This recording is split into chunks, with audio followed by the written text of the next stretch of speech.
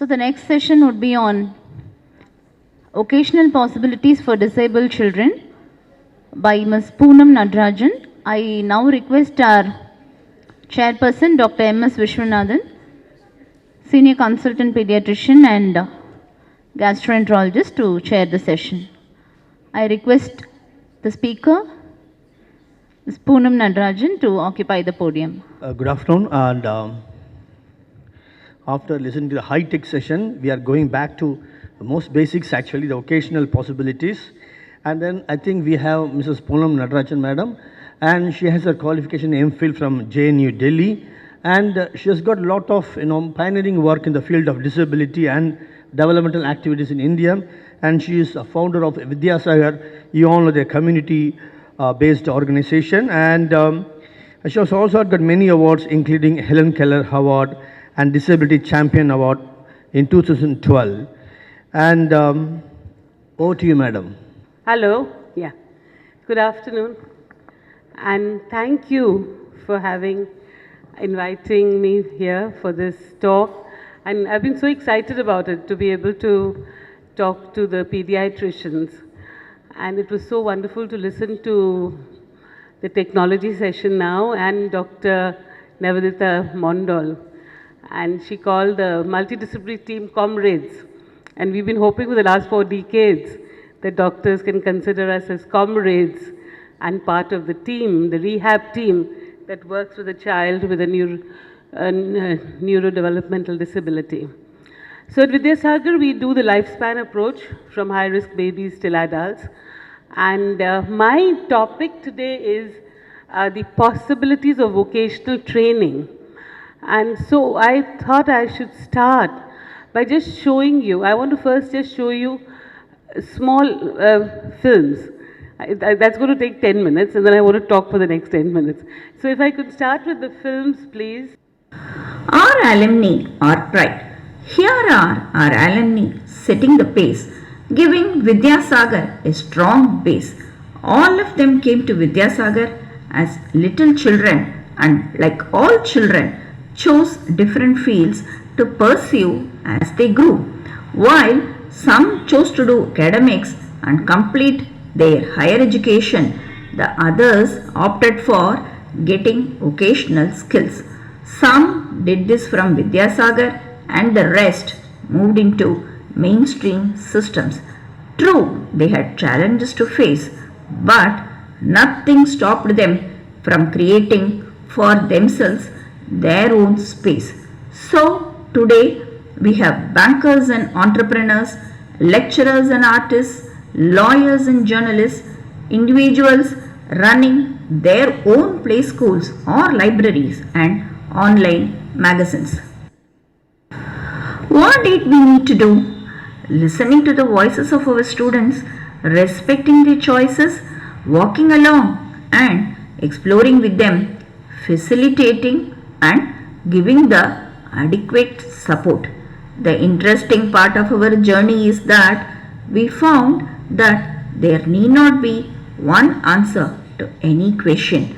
Small steps or big strides, our alumni remain our guides.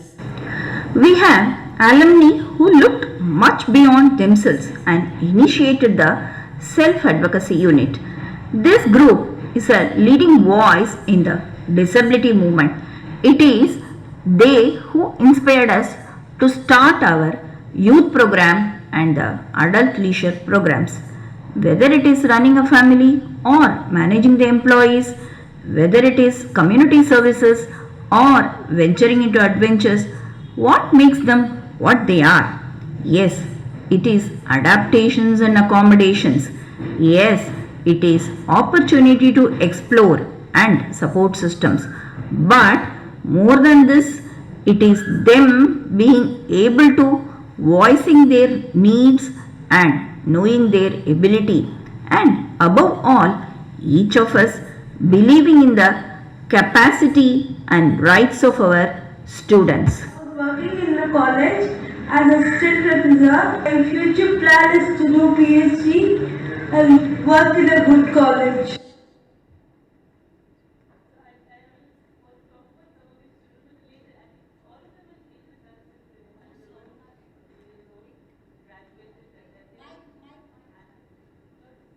And they have been with us since they were 1 year old, and we have a multidisciplinary team working with them.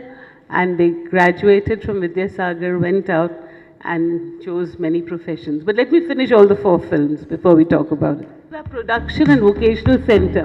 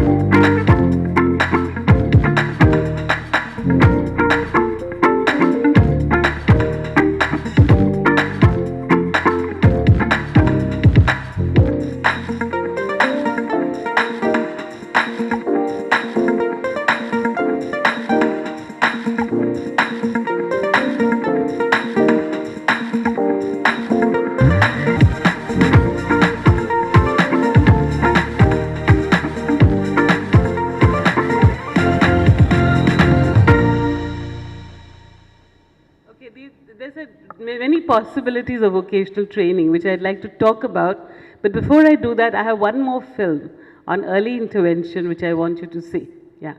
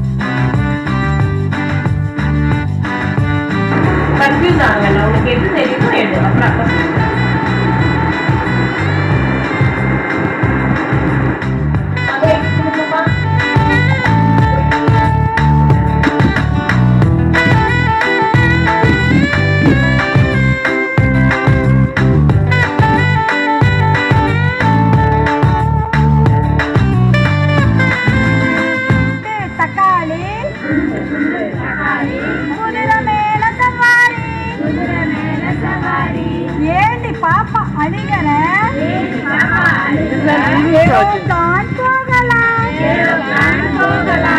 లట్టు మిఠాయి వాంగలా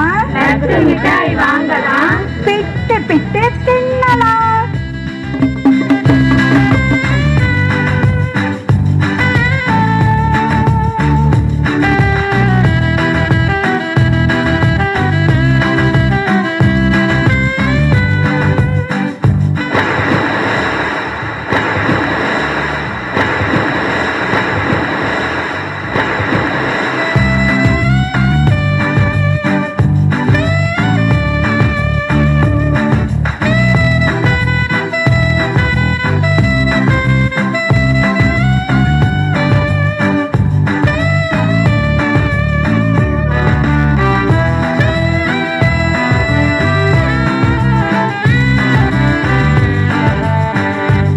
ஒரு வருஷமா school வந்துட்டு இருக்கோம்.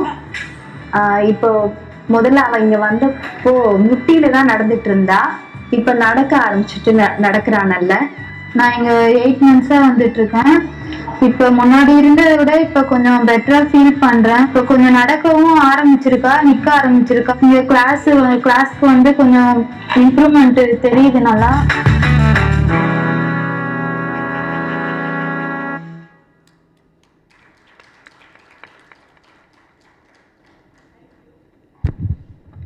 Thank you. So I want to say that possibilities of vocational training, actually we have so many new setups now in the hospitals for the multidisciplinary team to start training. But there is no long-term goal planned for each child. And many times we've heard doctors telling parents that it's okay, you just come for physiotherapy, occupational therapy and speech therapy, no need for education. And that's going to be that has really been a very, very disastrous thing that because when earlier doctors were referring children to centers like Vidyasagar, they would write physio only there, for physio. And so the parents thought it was only physio that was needed. And it took a long time of talking to them and big parent training programs to explain about all the domains of life and how, if we have to work holistically for the child, like you saw in the first film, Siddharth, who's the first manager in a bank, first person with cerebral palsy, or Deepak, who fought so hard to finish his MA Literature at Loyola College, and his family never thought he could do anything more than be a clerk, is on the sports desk of the Hindu, and so many and so forth. But how was this possible? This was possible by looking at the child holistically, by looking at what are the strengths the child has.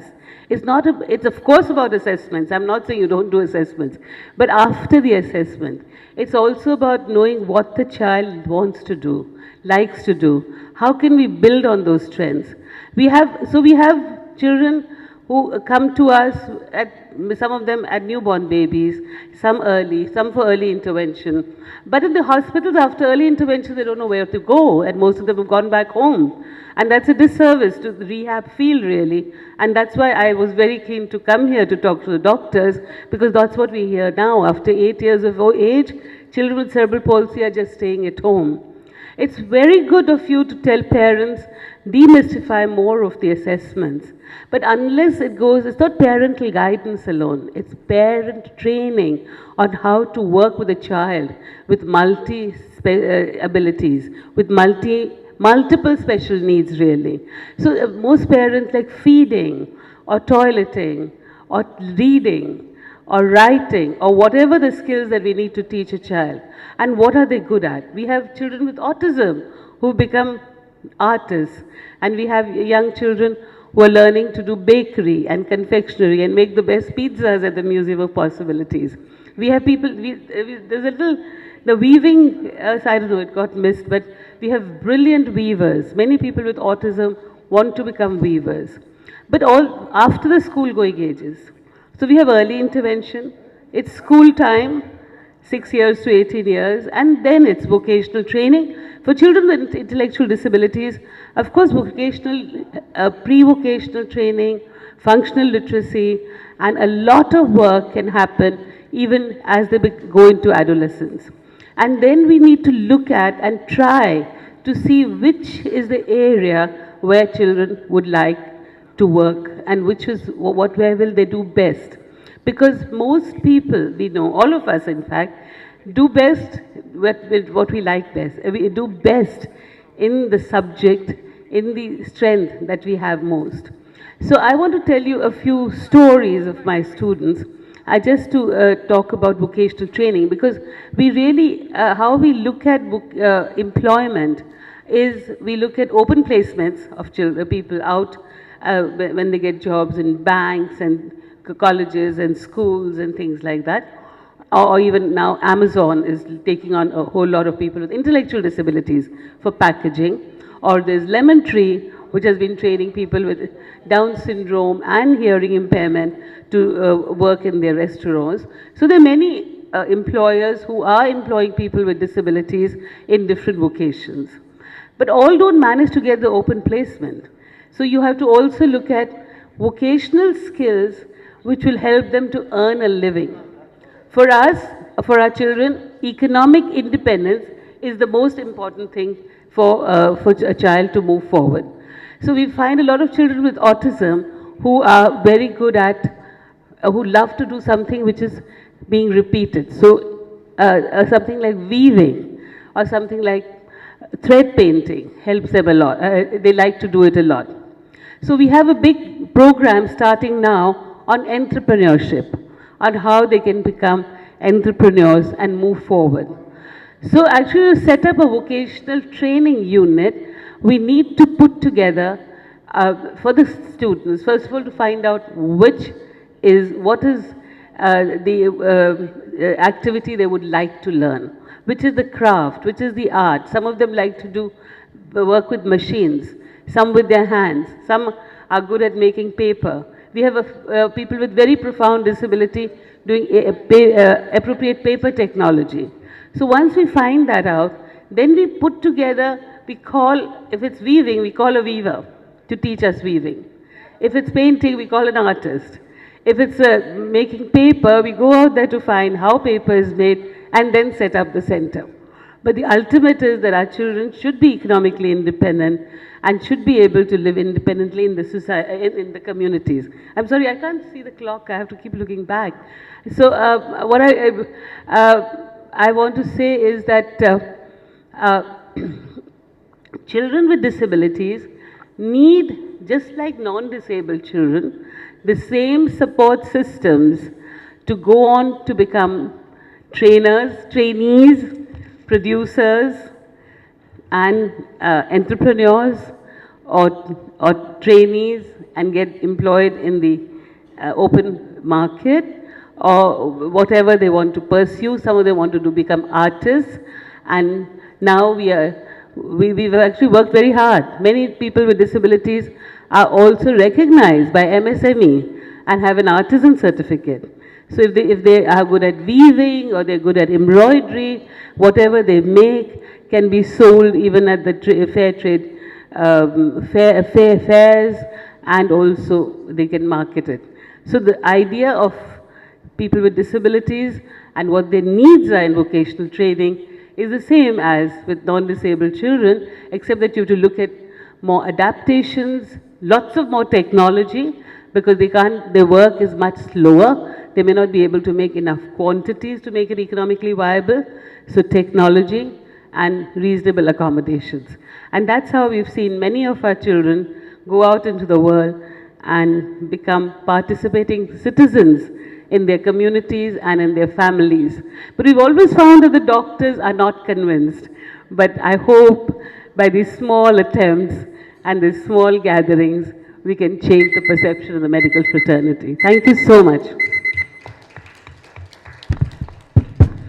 Thank you, madam, for a nice talk and great videos. Wonderful to see those lot of children doing very well and doing some sort of activities. I don't think we'll have any questions. You only applauded the work you do. Thank you very much.